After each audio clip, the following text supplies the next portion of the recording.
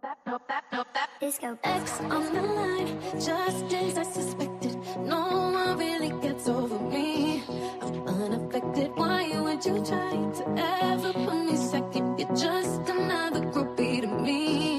No, I'm out here single, and I need some real. Now I got standards, give a fuck how you feel. I'm out here single, tell me what's the deal. Now I got standards, give a fuck how you feel. No broke boys, no new friends. No broke boys, no new friends. No broke boys, no new friends.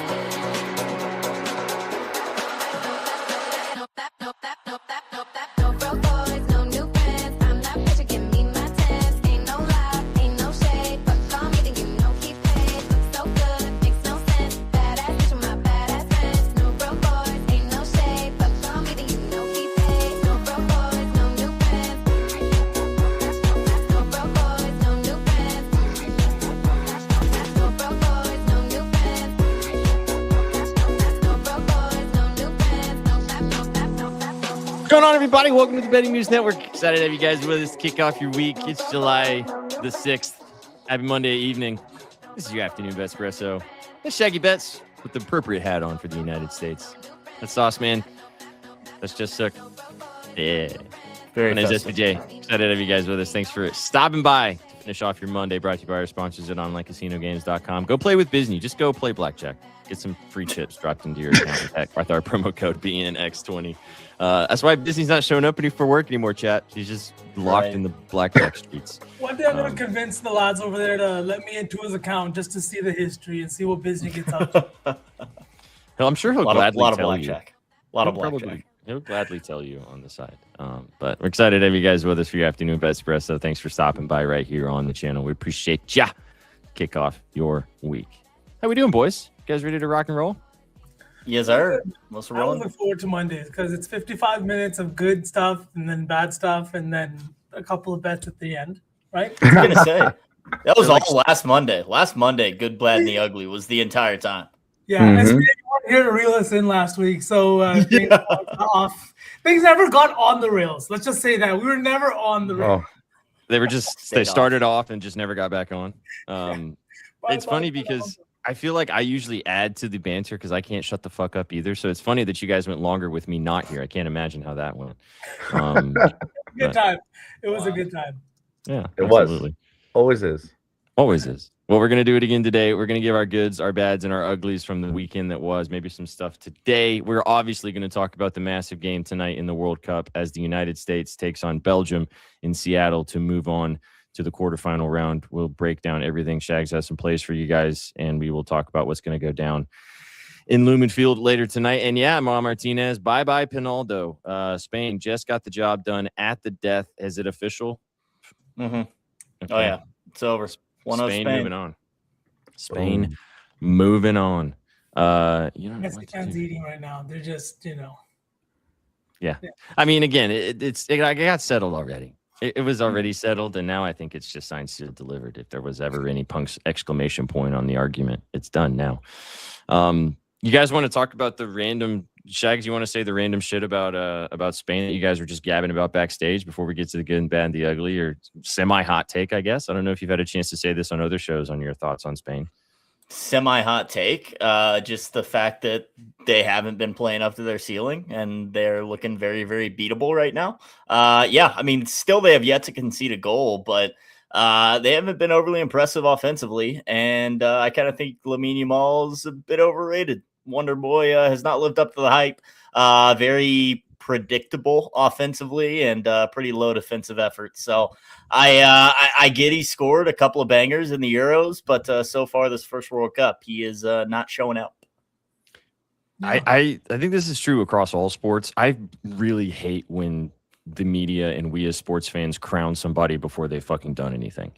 Like, that's one of my pet peeves in sports, and we all are victim of it. We all do it because most of the time we want players to be, incredible and awesome, but sometimes it gets a little bit overdone, and then those players end up just running with that for the rest of their careers. It's kind of frustrating.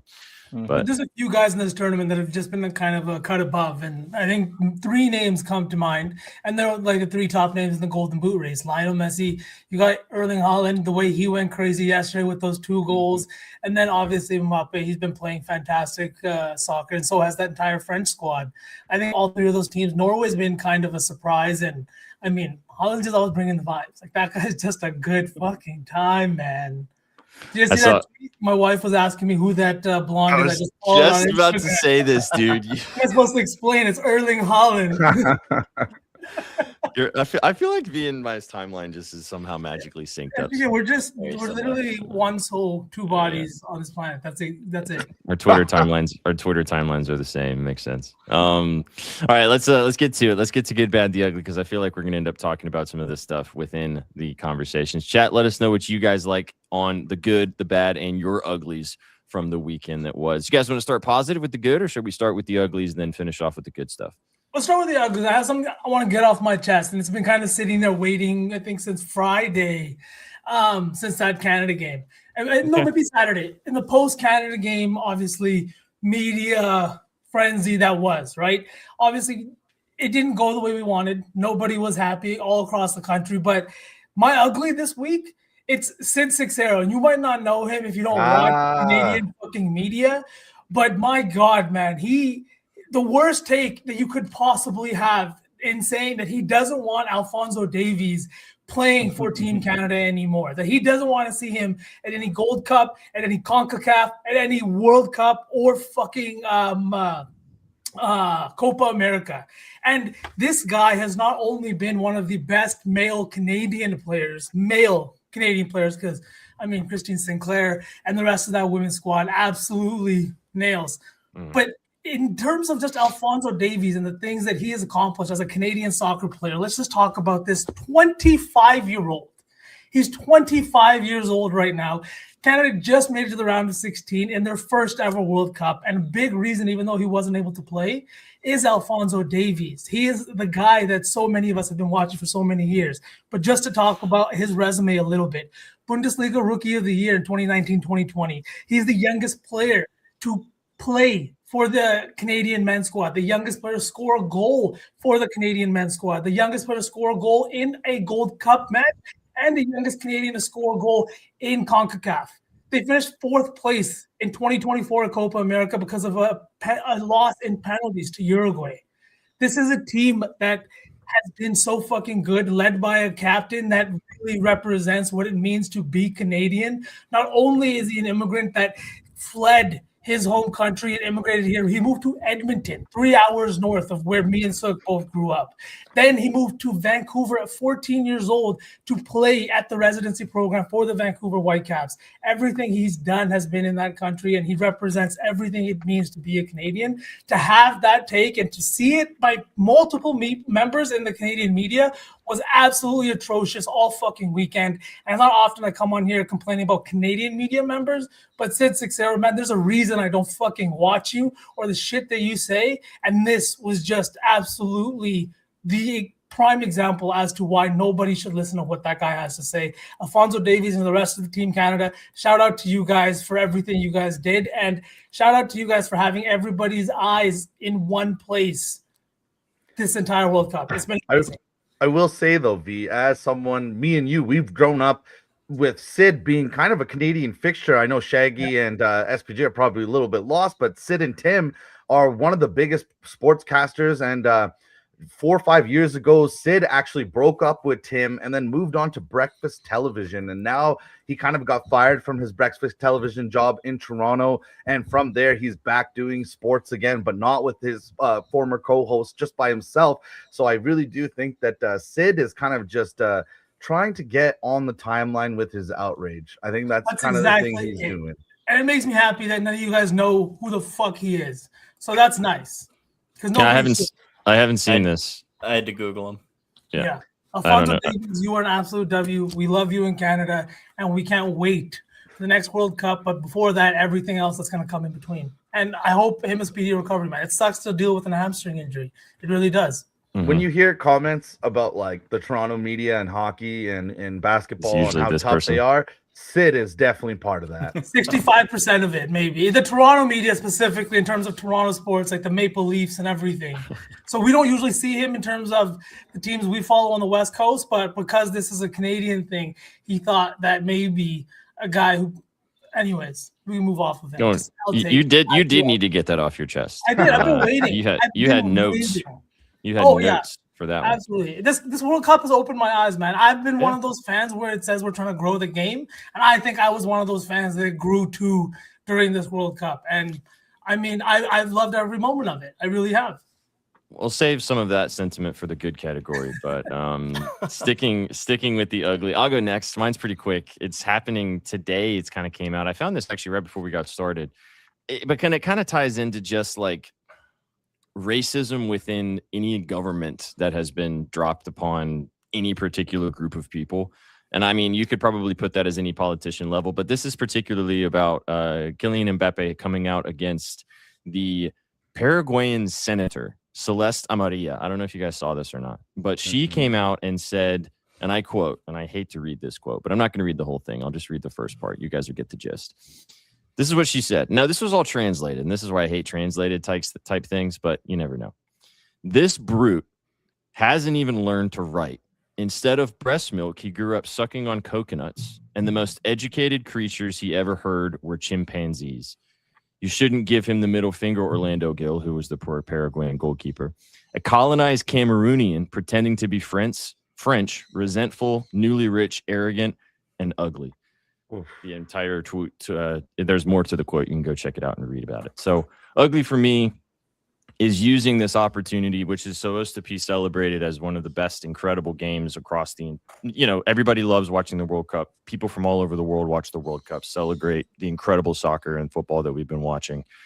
And this bozo senator from Paraguay, which that game was also nasty, uses her platform and a person that's supposed to be representing a country. And it obviously just goes to show that there's probably massive racism issues in Paraguay to call out a guy because of the color of his skin instead of maybe some of the things that you disagreed with on the timeline. So, or on the pitch. So yeah, ugly for me. Just whenever people in government use this opportunity to show their hateful racism instead of just, maybe she wanted to call him out for maybe some of the things she disagreed with, which, that's fair. You can do that, but dragging it into the mud and bringing up racism like that is just so gross to see. So yeah, big ugly for me. Yeah, that was her official statement. I'd hate to see the way she speaks on others in private. If that is legit response too, I will say that. Check out his response. Very, I thought, just like great way to respond and to do it quickly. You know what I mean? Not to let that kind of shit just lie and be like, oh, who is it? No, that was absolutely disgusting and needed a response. And I'm glad that Mbappe did that. Yeah, absolutely. Taking 2+ goals in the next game. Big facts. Either one of you guys want to go next in the ugly? Yep, my ugly is center backs taking penalty kicks. Have we not learned anything, folks? Harry Sutar, Australia, steps up in the PK shootout and sends it over the crossbar. Field goal's good. Didn't learn from Jonathan Todd. Didn't learn from Gabrielle in the UEFA Champions League. It was just rough. So center backs, figure it out, please, and maybe just stop taking penalty kicks altogether. Amen. I love you, Shaggy. Amen. Also, it wasn't as bad. It didn't lose them the game, but didn't help them win either. Honorary mention for PKs. You guys touched on this earlier, and I've been thinking this for quite a while. Also, kind of dragging Neymar through the mud in this situation. Like, what is up with this tiptoe run up bullshit and penalties, man? Stand up there, take 3 steps, yank that bitch in the top corner. If you send it over the bar, whatever. But like, Harry Kane stepped up last night for England, 3 steps, bang, see you later. It just doesn't work anymore. You lose all your momentum. The keeper knows which way you're going. Get out of here with that. It doesn't help I agree with you. Center backs for Australia starting it off. What are we doing? Yeah, that was an interesting choice. It was also a very interesting There's choice. been some interesting moments that have come from penalties in this World Cup with the German squad, those guys not wanting to step up, with Vinny not getting that first one with Brazil the other day. Yeah. I mean, it's just been a little bit of strange. The amount of posts that we saw, I think it was in the Netherlands. In the Netherlands game. Yeah, my God, man, that was just Insane. Crazy. All right, so can take us home. What's your ugly this week? My ugly is kind of two things put together because the Boston Celtics were having their press conference right as we were about to go live with Chisholm and Brad Stevens. But my ugly is the second apron chaos and kind of how it has resulted in this trade just being a giant FU to Jaylen Brown. And I do think it's because the Celtics are positioning themselves to go after Nikola Jokic, who for the past 2 years has refused to sign an extension in Denver, eligible again this year. And also right before we went live, his game against Bosnia just ended, playing for Serbia. And he said that he's not going to sign his extension. His plan is to sign a new contract next year to put pressure on the Nuggets. So this is really weird because this is a lot of jockeying for position. Like the Nuggets are trying to figure out what they're going to do in the future. They have to sign Peyton Watson to a roughly 25-year, $25 million deal. And that will actually cost the franchise $177 million in luxury tax bill. It's why we saw the Thunder move on from Joe and Wiggins, because their $30 million actually resulted in a tax bill of $189 million. So while this is fun for me as like I love the cap, I love trades, I love all this, but it's really, really ugly because it seems like this trade of Jaylen Brown was a giant analytical FU to him. Jaylen Brown was third in usage percentage during the season behind just Luka and Giannis, but one of the rare superstar players shooting under 60% true shooting. And Vsauce, as you know, the Celtics are super analytical, and those are basic analytical stats that kind of point a finger and say, Jaylen Brown, you touch the ball the third most amount, but all the other superstars shoot better than you. And just for a frame of reference, Nikola Jokic was 26th in usage last year while averaging a triple-double. So it's a kind of a big thing that the Celtics maybe just realized that they wanted to move on from this guy, and the streaming thing happened, and all the comments they made at the press conference right now, this just seemed like an ugly divorce. And we're in for more theatrics coming from all these teams trying to manage the cap right now. Yeah, I think this is like you said, Suk. It was a casualty of the cap. Paul George gives him a little bit more flexibility because he comes off the books and becomes tradable before JB does, right? Not just that, but he also doesn't require a 30% to 35% usage rate. I think that comment from Brad Stevens was really interesting too, that tying up not only 70% of your cap, but 70% of your usage rate in just two players. In a league where we've seen diversity in scoring come from all five positions now, it's really doesn't work. We saw two teams that made it to the NBA Finals last year had multiple people on that roster that could score, that had big games throughout the playoffs. You had Cat, OG, Josh Hart, and then on the other side, you had guys like Castle, you had guys like Devin Vassell stepping up for the Spurs. I think that's exactly what you need. And having 70% usage rate for two players, it's just hard in today's NBA. And I think that with his comments about in re-signing our guys, we need optionality. That seemed, Adam tweeted this out, that it was today's buzzword during that press conference. And he said we need the optionality in re-signing our own guys. And who's up for an extension next summer? Peyton Pritchard. Who's going to see a massive increase in usage rate this year? Peyton Pritchard. I think that, Bill, and the numbers from what we've seen in terms of analytics show that Peyton Pritchard is ready to take on that role, whether it's coming off of the bench or what it is. But he's looking to take on a role that includes more shots, more offensive reps for him. And I do think that bill's going to come due because he took a really team-friendly deal right after that championship that they won. And like I said, he's extension eligible next year. In terms of Jokic, I think it's funny. Just want to say this. He says, I'll resign next year because you've never interacted with a player that doesn't give a shit. Like, he's not worried. Every player wants security. They want a long-term contract. They want to get paid the money that's owed to them. Jokic is very much happy signing his deal next year and just playing out his contract. Like, when the hell have we seen this, right? Everybody wants to sign an extension as soon as possible. Giannis, Jokic is just like, I'm completely okay just waiting to next year to see what the Nuggets do, and then I'll make my decision. He'll also make more this way because the cap's obviously going to go up. I mean, I just think that it's crazy that they'd made this decision purely based on A, they thought he was too expensive, and B, the analytics said that he was no good. Like, all of that in a, Cliff Notes version nutshell is just gross. So, yeah, I can see that. And the streaming thing ugly. Definitely was something too, because now that that's come out and everyone's talking about it, it does feel like the way that Brad was kind of smirking during the press conference when he was talking about how loud things have gotten with the Jaylen Brown trade, it just seems like they were always going to do this, and it was like the final nail in the coffin was the end of the season stuff, the exit interviews. And it almost seems like to me that they might not have had a proper exit interview with Jaylen Brown, because Brad said at the press conference, I hope we can sit down and speak one day. But you should have done that when the season ended. So maybe the Celtics, the last thing that they heard from Jaylen Brown is him on a stream talking about how that was his favorite season. The funny thing about that, though, is that you got Jaylen Brown out because, okay, if you want to put that as one of the bullet points as to why he streams on Twitch and talks about these things, and you trade for podcast fucking P, like this guy's been on a podcast before it was anybody else did. So that argument to me just it's immediately thrown out the window, because like you just didn't like what he did on those streams, not that you had a problem with him doing it. So you had a problem with the player. So just have balls and just say that. Like, the more I'm looking at this, and we can call it whatever we want, I think it was a usage thing, tying up, and Brad said it at today's press conference, tying up usage in 70% of usage in two players. It's really hard to do, especially when that also comes with egos attached to it, right? Like, I don't think that Jaylen Brown should be seeing a higher usage rate than Jason Tatum when Jason Tatum's fully healthy, but that's exactly what we've seen over the last few years. Tatum has significantly reduced his scoring output, and his efficiency has suffered because of it. And I do think that now we're going to see everything kind of come to fruition. PG is going to come in and slide in as a 3 and D guy. He's not going to see more than 22% usage rate. This is going to be interesting, and that's why I'm excited going into the season. We'll see if I'm eating crow come December, January. Well, yeah, the copium's messing with your brain too much, big dog. If anybody, I have that on when I'm not on stream.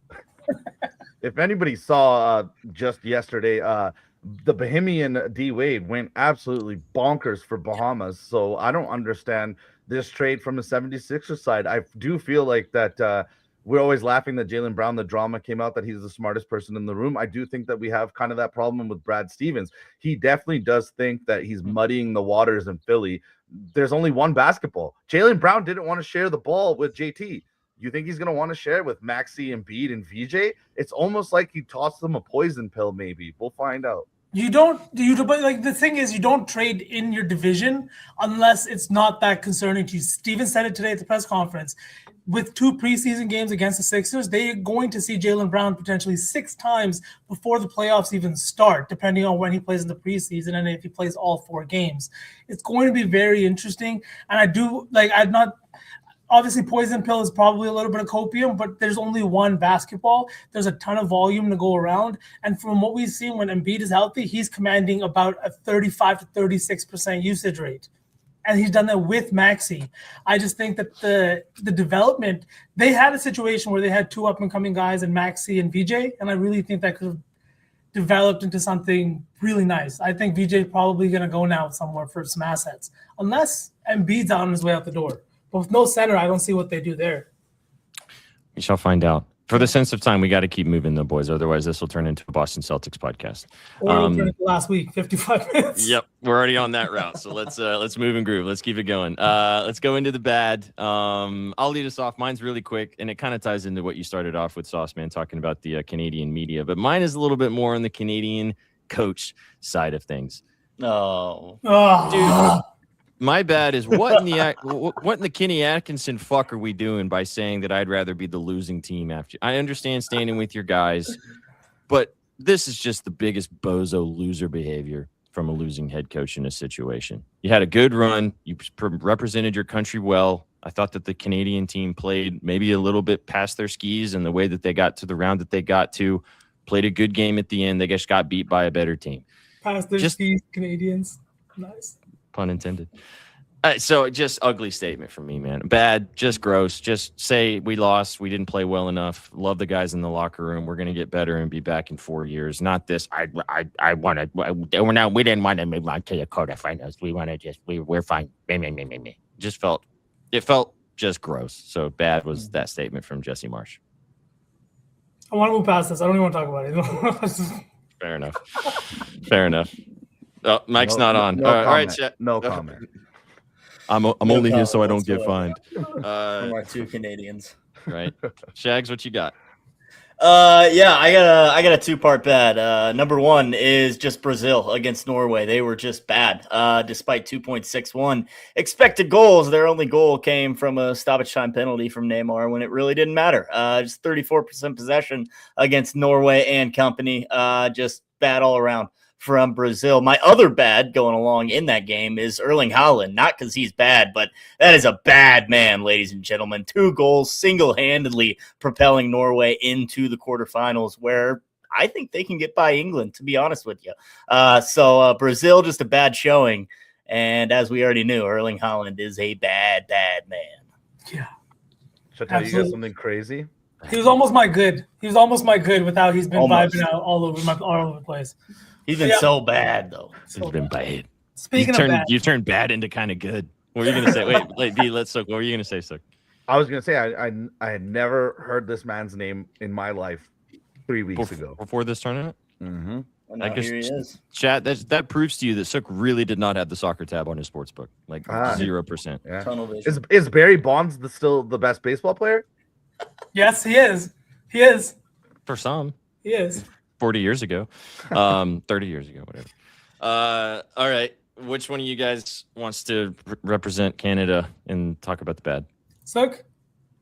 I'll go bad, but it's not about Canada. It's bad is how long I have to wait for Heat 2 to come out. But finally, the movie is being made, boys. They will be shooting Michael Mann's movie in November in Los Angeles, and Leonardo DiCaprio will be playing Val Kilmer's character. Christian Bale will be playing Al Pacino's coked out Vincent Hanna. And we will also be seeing Adam Driver joining the sprawling story that's both a prequel and a sequel to the 1995 Heat, which is considered a classic. It's one of my favorite movies ever. In 2022, the book actually came out, Heat 2, which is a banger to read as well. So I'm super, super excited. This is one of the highest budget movies based on just the cast alone. And come next year, I will be seated, ready to watch Heat 2. One of my favorite movies ever, and actually one of my favorite books I've ever read as well. The story really goes across multiple decades, and it's really a collision course of the Los Angeles crime scene, and it's really, really dope to see. So if you haven't caught the movie, it's a classic, and if you haven't caught the book, it's really good. Yeah, so that was a bad that kind of like Shag's bad. So it's bad, kind of good though, because you're sad you have to wait this long. It's been 4 years since the book came out, and I'm just sitting here sitting on my hands. Please give it to me. Hey, at least Odyssey comes out soon. Yeah. It's funny. I just watched the first one recently with my wife. It was her first time. So absolute banger of a movie, no matter what year. I almost did The Odyssey as one of my good, bad, or the uglies because the premiere was actually today, and they did really dope things. They were going backwards. They didn't invite all these asshole influencers based on their how many followers they have. They actually invited people that loved movies, and now I think the premiere actually just got out an hour ago, and there's already a few reactions online. So The Odyssey is getting really good word of mouth from the premiere. Fuck yeah! Imagine that. Just don't have to recreate the wheel. Isn't that crazy? Yeah, we don't need fucking iShowSpeed giving us his opinion on Homer's Odyssey. I'm just sorry. really glad that fucking whatever his name is wasn't in, or I wasn't. I'm glad that Drewski wasn't there. Can we just? Oh, we can chill on Drewski, I think. All right, who wants to go good? Who wants to finish this off with some positivity? Or V, did you do bad? I did not, but it's real quick. It's just the Pelicans and the lack of things that they have done. Your roster stinks. You brought in a new head coach in Jamal Mosley, hoping he can bring some winning culture there. Obviously, took the Magic to the playoffs 3 straight years, but he also had a roster equipped for it. He had 2 guys in Banchero and Franz that played out of their minds. This roster is terrible. They have no direction. They're talking about 3 or 4 picks, first rounders for Trey Murphy. I don't understand the evaluation there. Dejounte Murray's still on the roster, Zion Williamson's still on the roster, and the only move that they have made this entire offseason is re-signing DeAndre Jordan at 68 years old. So I don't know what the hell is going on in New Orleans. That's my bad. The Pelicans are also just permanently bad because they chose the Pelicans as their mascot. I think so. I think there's power in names and mascots and symbolism. Disagree. And you like Pelican, Shags? No. That's awesome. Okay. That's awesome. Okay. What else would you want them to be called? Anything. I don't know, the Bayous. All right, come up with something. Dragons, literally Dragons. Dragons. The Saints. There you go. No, I think Dragons. Pelicans is a good name. Even if they did something like Florida Daily or something like that, like just call themselves that, the New Orleans. I don't know, my French stinks, so I'm not gonna try. Okay. The New Orleans Fleur-de-Lis. You literally said it 2 seconds ago. I think. Oh my god. Oh, All right. I was looking Pels and shambles. All right, let's finish it off with some positive. The Raging Cajuns. See, Disney's got the vibes. There he goes. Yeah. Exactly. All right. My good. I'll do good first because I kind of ties into Shags saying Holland's a bad man. My good is about teams in the World Cup that are playing with offensive aggression, playing to win the game instead of not playing to lose. And they are getting rewarded by winning games. We saw teams doing the opposite of that, a la Brazil, a la the Netherlands, a couple of other examples that went out a little earlier, playing cagey. We just saw it sort of with Portugal, the way that they've kind of played as well throughout the competition. Teams out-analyzing themselves, kind of parking the bus when they necessarily didn't need to. And then you see teams that are just going for it, like Norway, and you get teams like England last night. You got teams that are just like the United States getting to this particular point playing this way. Mm-hmm. It's nice to see that. I'm not saying that I enjoy it. Like, I'm not saying that Arsenal doesn't do that in stretches, but Arsenal does park the bus sometimes too. But you have to do it like, and it's a completely different league. It's a different situation. Yeah. Like the EPL is a completely separate argument. But I like seeing that and those teams getting rewarded for having that level of style of play, and it's showing up. And I think that that's something that a lot of other international teams can probably learn from and just say, hey, you know, some like Brazil's a big example. I mean, I know you guys talked about this a little bit earlier, Shags, but Ancelotti, the way that he plays, the way that he kind of coached that team and totally shifted their style to be more defensive and counterattacking driven is a very interesting decision for a rich culture of very attacking, creatively flowing football that goes back to a long time. So I think it's been really good to see the teams that are getting rewarded for playing, you know, let's go win the game. Well, it's good for the fans too, and yeah, we've seen it several times in this knockout round. Teams get up a goal and then sit back and let the game come to them, and yeah, it has not really worked out. So nice to see aggressive football being rewarded. Mm-hmm. Big facts.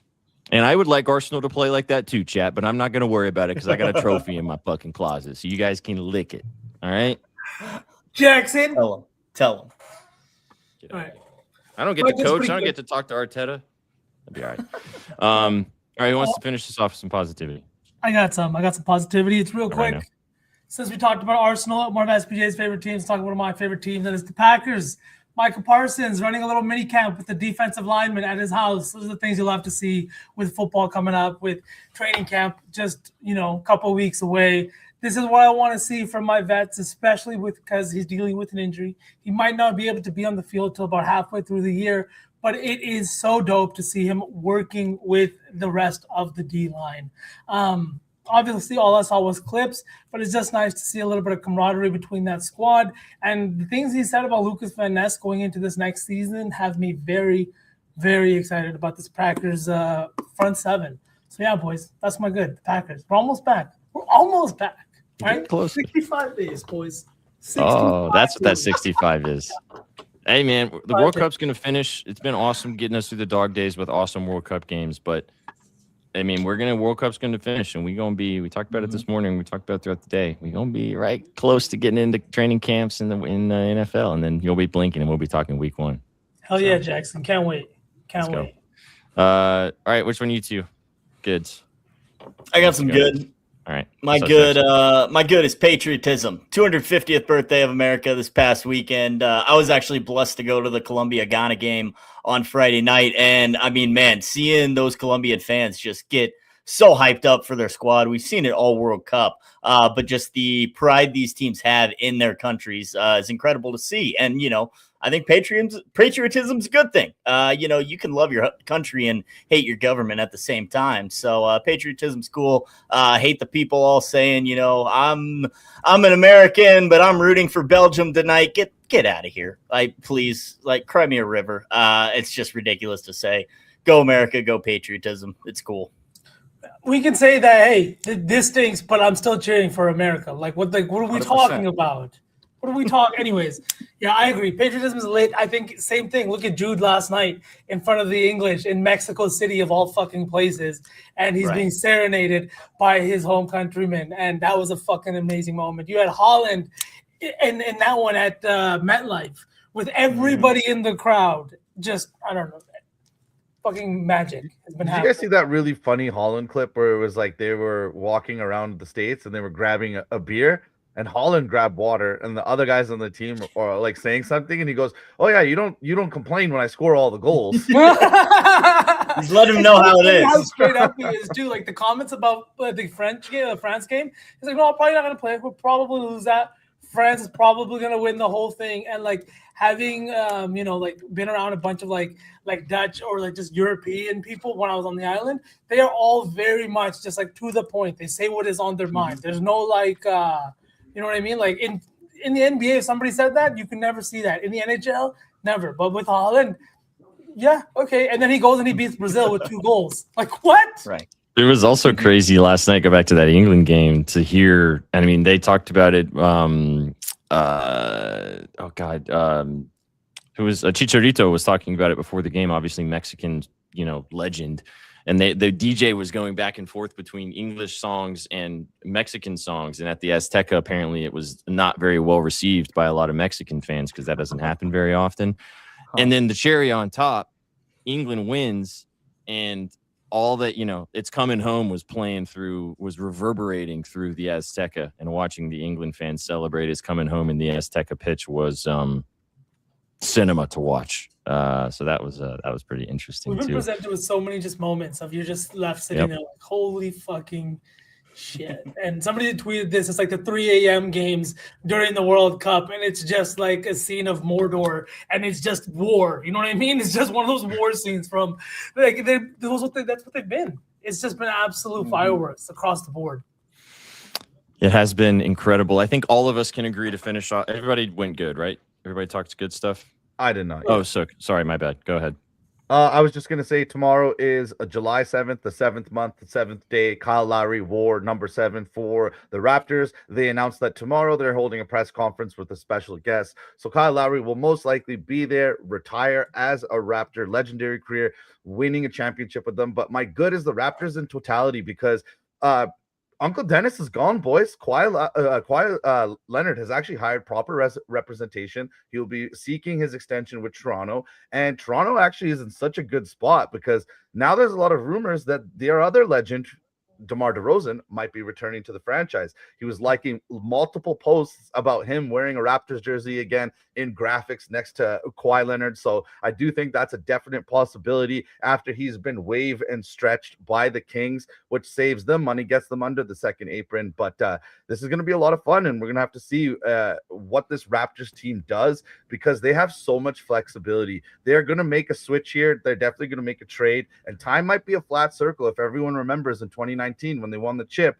in the mid-season on February 7th, they traded for Marc Gasol. They traded away Valanciunas, who everybody loved, and CJ Miles, who everybody loved. And they ended up getting Marc Gasol, and that put them over the edge. I do think that this Raptors team is a similar position again this year where they can make a move now in the summer or they can make a move at the deadline. But this team is fully going for it, and I love to see what's happening in the six.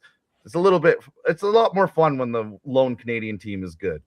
Do the Raptors have any more picks? Because we have a former teammate of Kawhi's that I know he loves to play with that we could send out for another first rounder, PG-13, right? I'm just kidding. I like the move. I think it was key in allowing Kawhi to also stay in the league. I don't know if you guys saw that too, but owner of the Raptors is also the guy who was basically in charge of whatever Kawhi's punishment would be if there was one or if there's going to be one. Now he's vacated his agent. He's vacated Uncle Dennis. And he's back in the six playing for the team. They're taking the punishment, V. They're taking the punishment. He's cutting ties with both the agent and with Uncle Dennis because the text messages are out there. They're literally talking about money. They're trying to get payments. And on top of that, the co-founder of Aspiration has already gone to jail, sentenced to 14 years for $248 million worth of wire transfer fraud. So someone's going down, and clearly Kawhi is running away from the United States and hoping Canada will save him. Yeah, absolutely insane. Pablo has more at 6. No, I'm just kidding. I don't know. Saved by the Canadian Bell. I think we can all agree overall goods, though, just to finish it off, the World Cup. Yeah. All of us have been enjoying following it, helping get through the dog days of summer. It's been awesome chatting with you guys every single day on the channel, obviously talking about the games, and it continues tonight with the excitement that's going to go down. That was the good and the bad, the ugly. Let's get to what we've got for the rest of the show. Hey, 40 minutes, not bad. I cut it short a couple of. I moved it in a little bit. There's one bad thing about the World Cup. Okay. I went there. I went when the Australia penalty kicks was going on. I went to my barber. My haircut took forever. Dude was just every single time the penalty kick was happening, took a step back. The whole barbershop was frozen. I was in there for an hour for no reason. Yeah, 100%. 100%. I could see that. So Kate's fun. Confirmed. Boo-hoo. Looks like probably not even watching. Doug's haircut took a little longer once every 4 years. Yeah. If it would have been the NBA Finals, you would have been fine with it. But because I would have gone to get a haircut. Yeah, if it was the NBA Finals, it would have been fucking at home. There it is. Oh, there it is. All right, that was the good and bad, the ugly. Let us know what you guys think. Yeah, exactly. All right, let's talk about this U.S. team tonight and this U.S. game. But because I found this earlier, and I don't know if a lot of you guys saw this or not. So what we're going to do is we're going to watch the hype video that the United States posted to get us in the mood for this game to talk about it. Now, let me see if I can get this to work. You obviously see the Twitter. Does that full screen that for you guys as well? No, it does God not. damn it. I hate when this happens. All right, let me fix this again. Technology. Okay, hang I'll on. just talk about Heat 2 more than fill the hour. I'm gonna get us rolling. It's worth it, I promise. There we go. What about that? No, god damn it. Can't see anything. Thank you, Shags. Yeah. Thank you. Well, you know what? You get the small version. How about that? Yeah, I was gonna Okay. say. That'll do. That'll do. Can you wait? I think I need to do it again because you got to hear the audio. There's too many buttons in this thing, man. When you share a tab, they should make it automatically that you get to share audio. Why would I want to share a tab that I don't want to share the audio? Like, what's the point? Who's flying this plane? Who's doing it? Oh my god. Jesus Christ Almighty! It's worth it. I promise. You guys are gonna be like, this is the stupidest thing ever. All right, everybody, just let me share my screen real quick. I hate you, Shags. Go away. All right, here we go. God bless our troops. God bless America. And gentlemen, start your engine. And this country are starting to believe.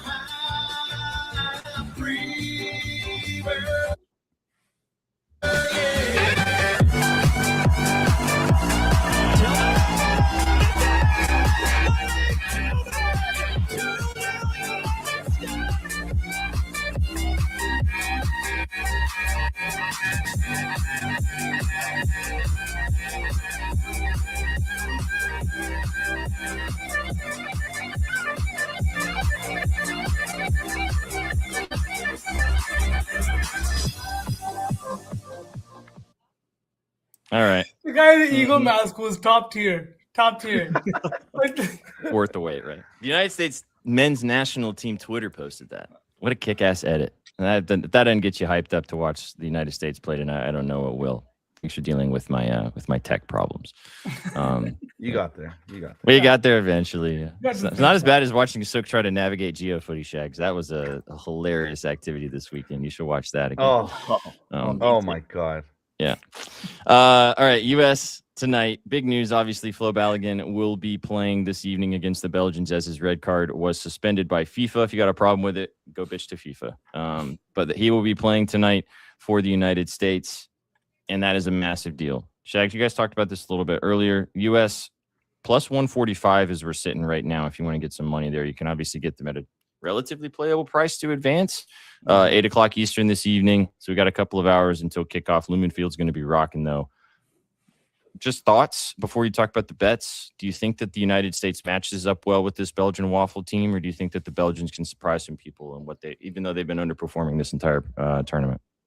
No, yeah, you said it. I mean, Belgium's still a top 10 team in the world, so they're obviously no slouch, but as they've looked in this World Cup, not good. U.S. in much better form, playing much better soccer recently, and I think that helps them on the pitch tonight. Obviously, getting Balogun back is massive, and our guy PJ talked about it on Bespresso last week, that having this game in Lumen Field is huge because Seattle just a great sports town. We know how loud that place can get for Seahawks games, but it's a great soccer town too. The Sounders well supported, Seattle Reign well supported as well. So I think they're going to show up. I think the atmosphere is going to be rocking, and home field advantage never hurt anybody. So I think the U.S. matches well, especially getting Balogun back as our number 9, and I think it's going to be a great game tonight.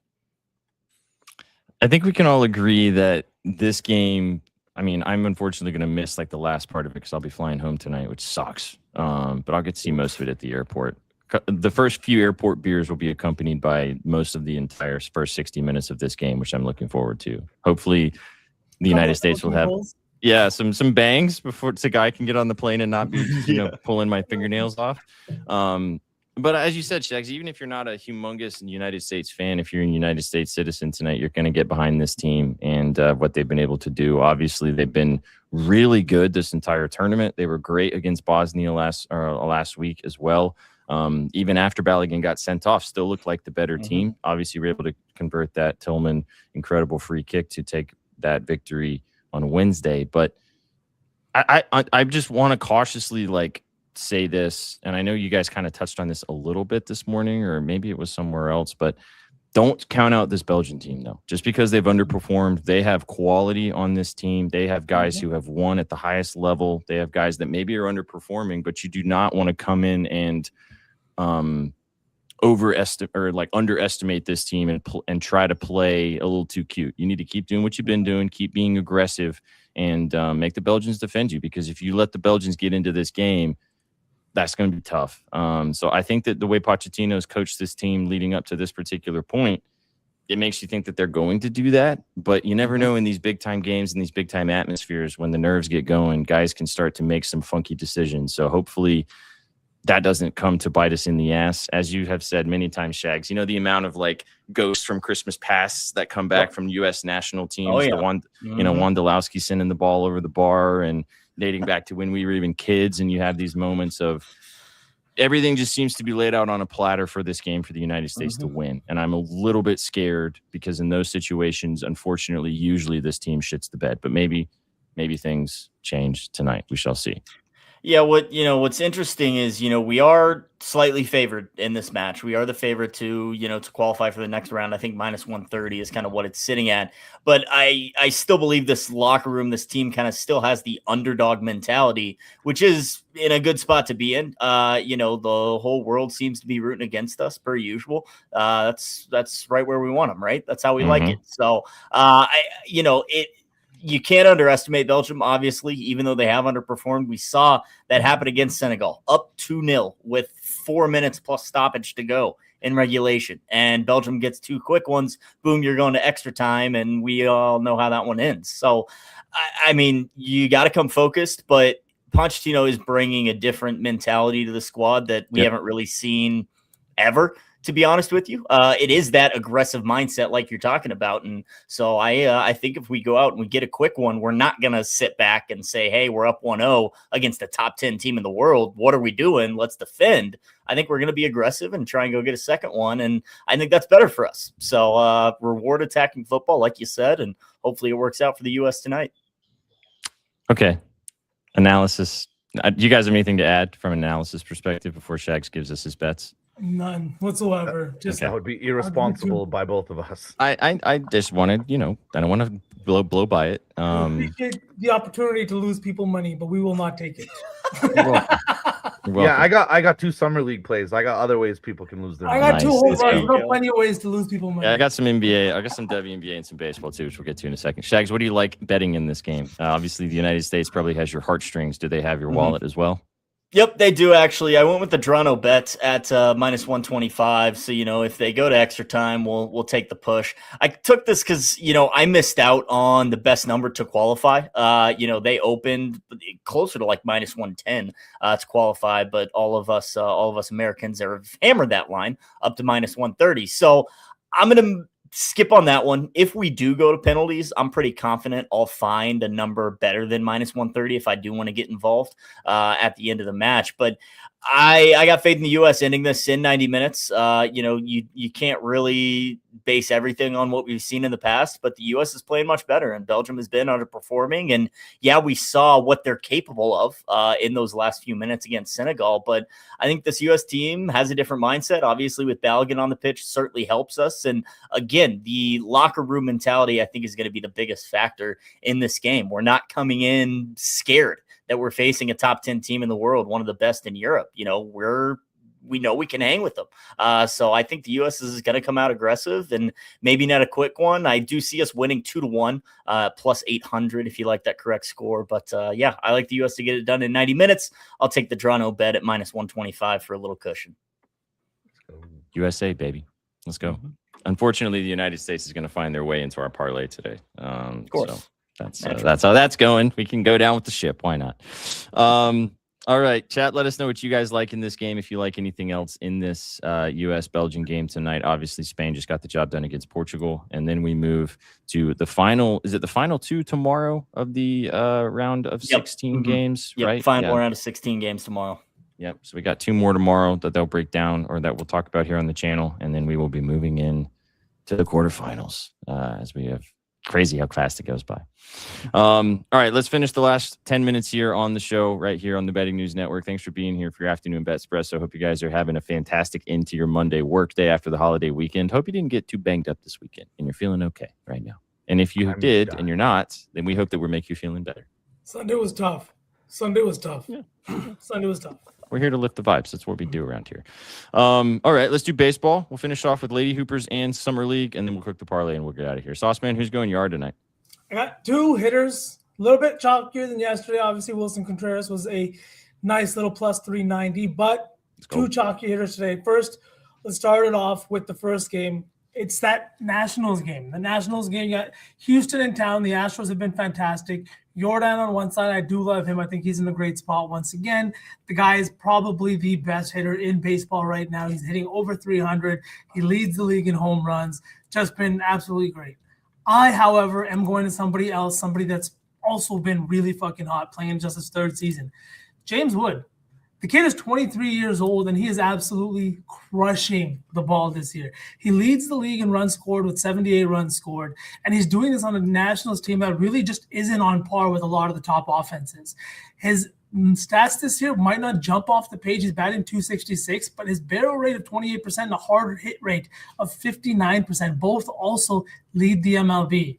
I'm looking at this kid, and he just looks like not only has he been so good with his 23 home runs, but it looks like he's still going to be better as the weather continues to pick up. At home this year, he's hitting .270 with a .563 slugging and a 56% hard hit rate. And like I said, he's hitting a ton of home runs here at home. Burrows has also been really bad. He's given up 19 total home runs this year. He's allowing lefties to hit .318, and 13 of those 19 home runs have been against left-handed bats. This just feels like a spot where he's going to have to go to his four-seam fastball because what we see him do against left-handed batters. And Wood not only crushes that, but he crushes his secondary pitch, which is a changeup, hitting it with a hard hit rate above 50% for against both pitches.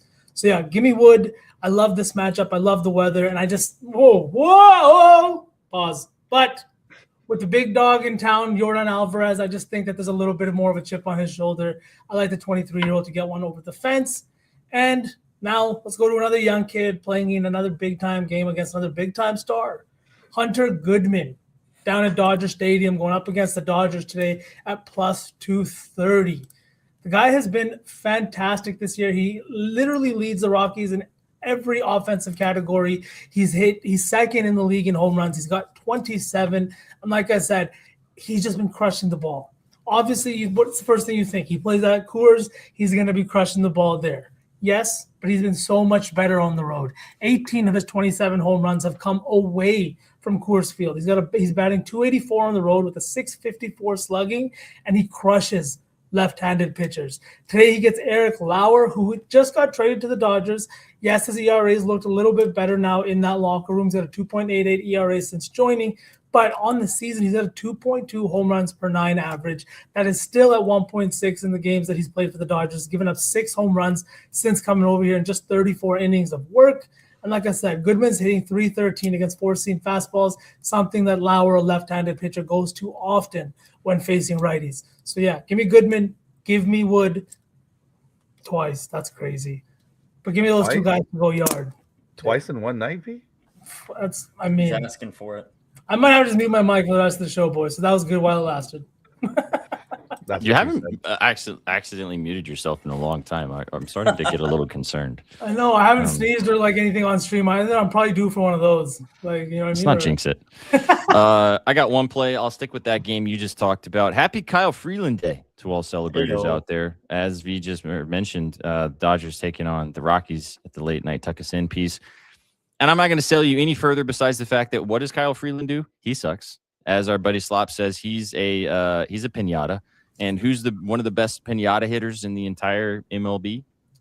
This guy, Shohei Ohtani, over 1.5 total bases, playable number -125, and I took him for a home run at +210. He hasn't actually hit this total bases line in 5 straight games, but Freeland has been terrible. He also has really good numbers against Freeland. A lot of this Dodger lineup messes up Kyle Freeland. So if you want to go maybe take Pajes, if you want to take Teoscar Hernandez, if you want to take even Mookie, if Mookie ends up playing tonight, a lot of these guys have really given Freeland the business. But I went with the chalk and just took Shohei for a ding-dong +210 and the bases at a playable price. I took Ohtani yesterday. It was his birthday, and he did not hit. So I can guarantee you, first at bat, he's going to hit one 450 feet. So I took Jordan yesterday, and he didn't do anything either. So we're probably on the same wavelength, just opposites. You know what I'm saying? Yeah. Shag still hasn't dipped his toe back into the diamond yet because he's focused on the World Cup. So if you want the Shaggy diamond plays, Shag, it's better over there. Trust me. Hump day. Hump day. All of some diamond on hump day. Ooh, there we go. All right, let's move to the hardwood, the Lady Ballers, and the Summer League and see how we do there. I'll go quickly through my WNBA plays that I like tonight. You can go check out NZ Scribbles at bettingnews.com. He posted a few things that he likes in the 3 games in the WNBA slate tonight.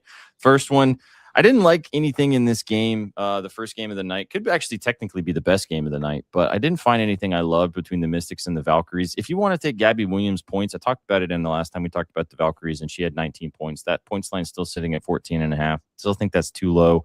Sonia Citron apparently is a game-time decision, and she is still a game-time decision unless my screen is not refreshed, but there's still a little bit of time left until this game, so pay attention to that if you want any action in that Mystics-Valkyries game. But first play for me, in the Lynx taking on the Connecticut Sun. Now, the Sun should probably lose this game. It's 11.5 point spread at Minnesota at home. Minnesota, though, doesn't have Olivia Miles in this game. She's not playing. She has a little bit of a calf problem, so she's not going to be suiting up the incredible rookie. And to be honest with you, the Lynx have really been relying on her a lot. Her usage is very high in the WNBA so far to start the season, even though she's a rookie. So we're going to kind of see how this Lynx team does without their quote-unquote big-time superstar ball handler. Courtney Williams obviously is a vet who's won a championship, so she will be able to, take care of business in that regard. Natasha Howard's been fantastic too, and the Sun are terrible. But I'm interested to see kind of what that looks like. And on the other side, which is my first bet here on the prop department, Layla Lacan has been really, really good for this Sun team. She's kind of a really diamond in the rough, buried on a terrible team that nobody's ever going to watch. Hopefully she gets out of Connecticut and ends up playing for a better team here soon. But the 11.5 points line just feels too low. I talked about it against Paige Beckers and company in their last game, the Wings taking on the Sun team. Didn't end up getting the job done from the Sun perspective. Kept it close, though, and Lacan had 18 points. She's hit this 11.5 points line in 4 straight games. Her usage is there. She's one of the best quote-unquote shooters on this team. And if you do think that they're going to stick around in this game, which I think they probably do against the Lynx, Lacan's going to have a lot to say here. You can also take the PA if you would like. She's going to facilitate quite a bit as well, but I'm still not in a spot where I can take PA consistently, so I just went straight to the points at the 11.5 line. And then the last game of the night, higher total here, so should be a fun one in Los Angeles as the Sparks are hosting the Seattle Storm. Really been loving back in this Storm team, different players, just loving what I see from Awa Pham. Obviously, Malonga's been fantastic. Flo J. Johnson, Heidemann, talked about them a lot. But I'm actually going to the Sparks side of things. 4.5-point favorites are the Sparks, one of the worst defensive teams in all of the dub. But to be honest, the Seattle Storm haven't been much better, which is why this total is sitting at 174.5. I'm going with the woman who played for the Seattle Storm over the last few years, Nneka Ogwumike. She came back to the Los Angeles Sparks in the offseason, won an MVP with this team, and she's been playing really good basketball to start the season for the Sparks. I took her points line at 16.5 for a -125 price. You can take 17.5 or plus money if you would like. She had 24 points against her former team back in Seattle earlier in June. Forgot we turned the page to July.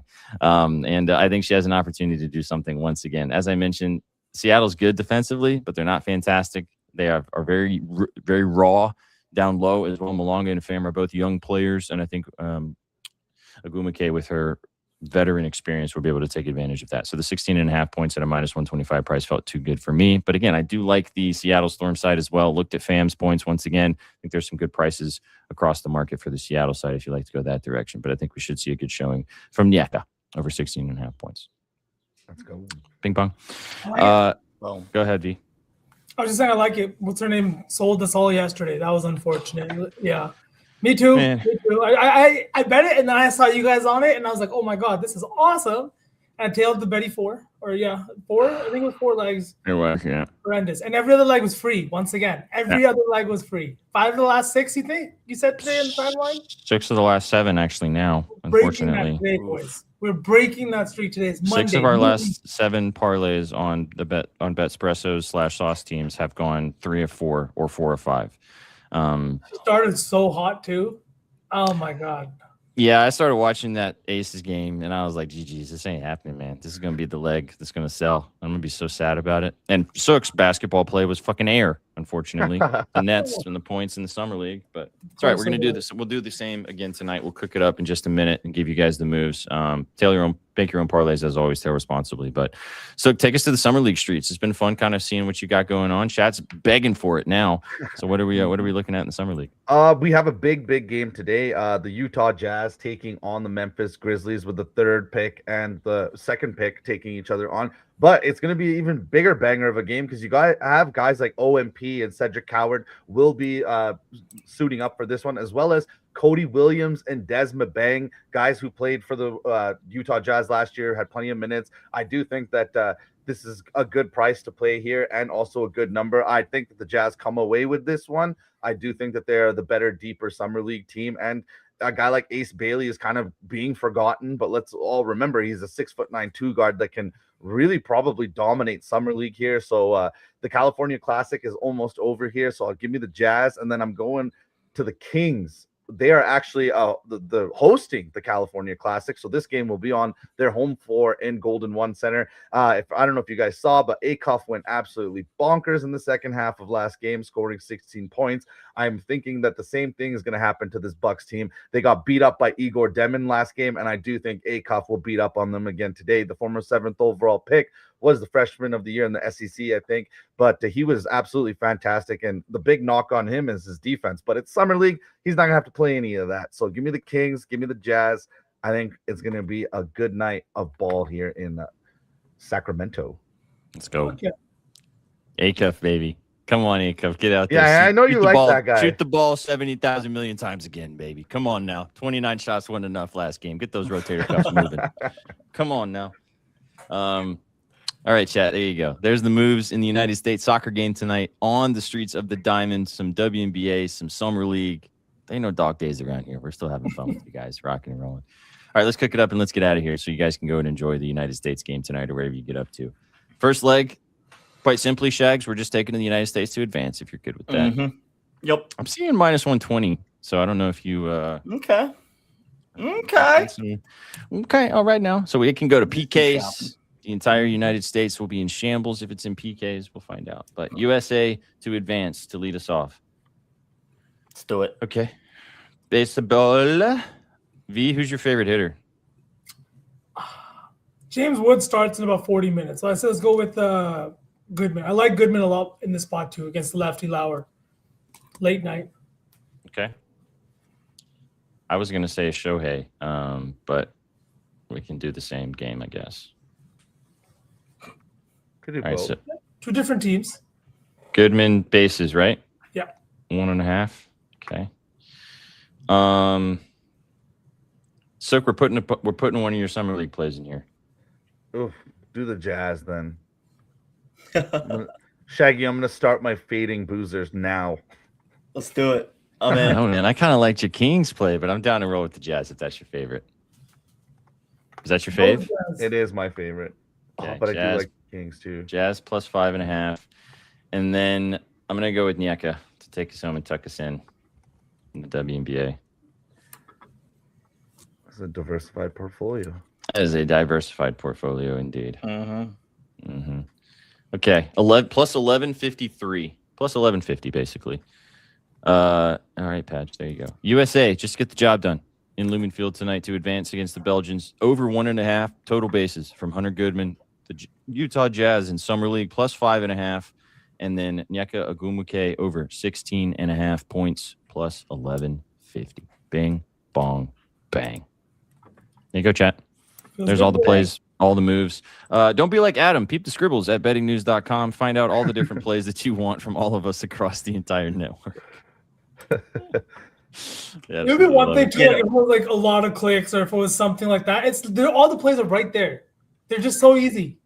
It's a solid 10 seconds of your time, and they're free. How about that? It waits longer for people to reply than it would take to just open the breadcrumb.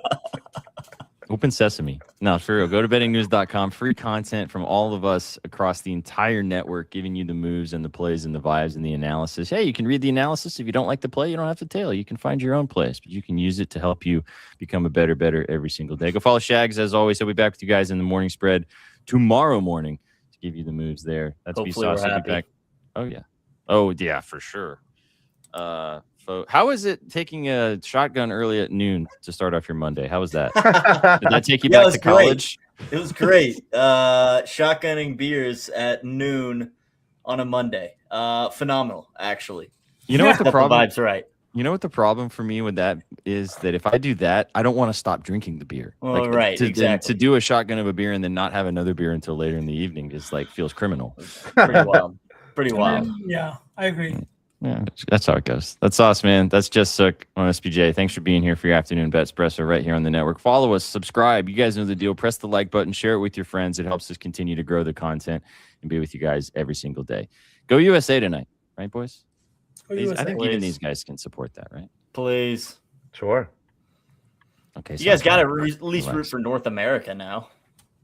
I didn't root for Edmonton in the Stanley Cup Finals. Geography has no hold on me, Shaggy. I don't even know what geography is. I get it. You hate geosports. Edmonton's 3 hours north with 50% of Sook's family, and not 1 ounce of love is given to that city from Sook. My grandma passed away the week that they were in the Stanley Cup Finals, and I made jokes that what's sadder, that they're losing or that she passed. You're going to be diabolical at work tomorrow if the United States loses That tonight. is literally Sook do it to you. It's amazing.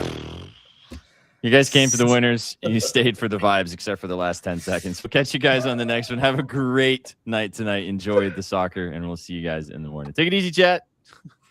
What you know about rolling down in the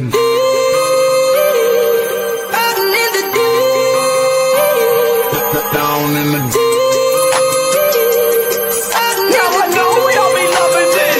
right here. Rolling. What you gonna do? Rolling. What you gonna do? Down in the rolling. What you gonna do? Right, y'all be loving this shit. What you know about